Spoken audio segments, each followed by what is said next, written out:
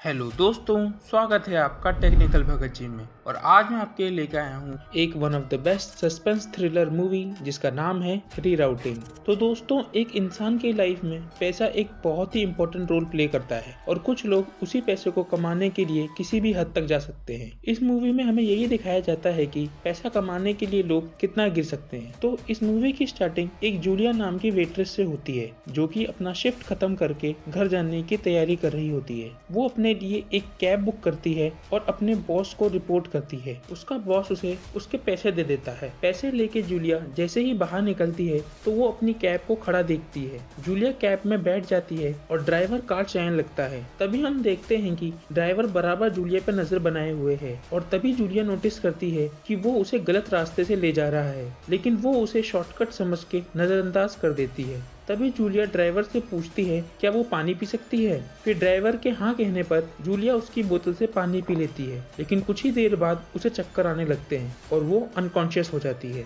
यानी कि उस पानी में उसने बेहोशी की दवा मिला रखी थी। अब वो ड्राइवर उस लड़की को लेकर अपने घर के गैराज में पहुंचता है और उसे उठाकर वो तुरंत अंदर ले जाकर रख देता है। कुछ देर बाद जब जूलिया होश में आती है तो वो अपने आप को बेसमेंट में ट्रैप पाती है और जैसे ही वो वहाँ से बाहर निकलने के लिए दरवाजे के पास जाती है वो ड्राइवर वहां आ जाता है और उसे बालों से घसीट के अंदर ले जाता है। उसके बाद हमें डैनी नाम का एक कैब ड्राइवर दिखाया जाता है जो कि अपने टैज नाम के दोस्त के साथ रेंट पे रहता था। टैज एक सिक्योरिटी गार्ड की जॉब करता था और डैनी एक कैब ड्राइवर था। टैज डैनी से कहता है कि उनके कुछ बिल्स ड्यू हैं और उनका रेंट भी बाकी है, जिसकी वजह से उनका लैंडलॉर्ड उन्हें घर से बाहर निकालने वाला है। ये सुन के डैनी उससे कहता है कि वो चिंता ना करे, वो बहुत ही जल्द पैसों का इंतजाम कर लेगा। टैज उससे कहता है कि वो लोग बहुत ही गरीबी में जी रहे हैं, यहाँ तक कि उनके पास वाईफाई भी नहीं है। तभी डैनी कहता है कि उन्हें कोई अल्टरनेट सोर्स ऑफ इनकम ढूंढना होगा और अगर उन्हें ये सोर्स नहीं मिला तो वो अपनी माँ के घर चला जाएगा। उसके बाद हमें डिटेक्टिव किंडरमैन दिखाया जाता है जो कि एक बहुत ही ऑनेस्ट ऑफिसर था।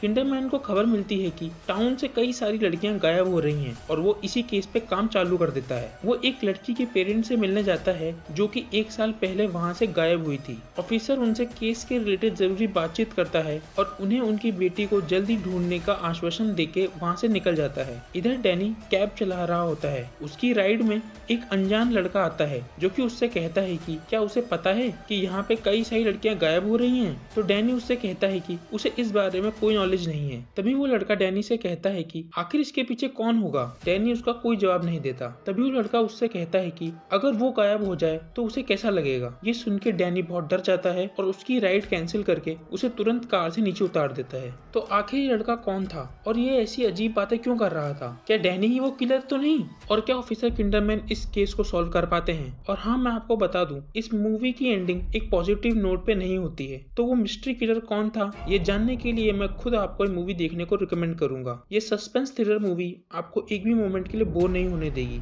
और अगर आपको इस मूवी का पूरा एक्सप्लेनेशन चाहिए तो कमेंट में पार्ट 2 लिखना ना भूलें। तो आज के लिए इतना ही, मिलते हैं अगली वीडियो में किसी और इंटरेस्टिंग मूवी या एनिमे के साथ।